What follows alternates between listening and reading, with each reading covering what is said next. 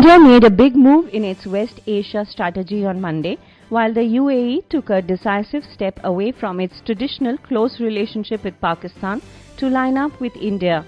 On his first visit to Abu Dhabi, PM Narendra Modi and Crown Prince Sheikh Mohammed bin Zayed Al Nahyan agreed to cooperate against terrorism, radicalism and organized crime that, if followed through, could deny the likes of Dawood Ibrahim, Lashkar-e-Taiba and other terror groups from using the Emirates as a springboard against India.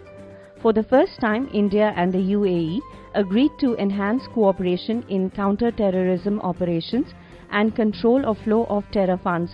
More important, the UAE has chosen a joint statement saying the two nations oppose terrorism in all forms and manifestations, calling on all states to reject and abandon the use of terrorism against other countries, dismantle terrorism infrastructures where they exist, and bring perpetrators of terrorism to justice. This is a direct reference to Pakistan's activities, particularly with reference to 26/11 accused Zakiur Rahman Lakhvi.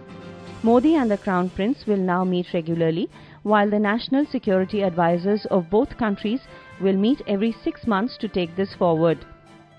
The UAE shift is remarkable because the Emirates Sheikhs continue to have close personal relationships in Pakistan. The UAE was also one of 3 countries which supported a Taliban government in Afghanistan in the 1990s. Sources said the UAE signing onto this agreement signals a new dawn.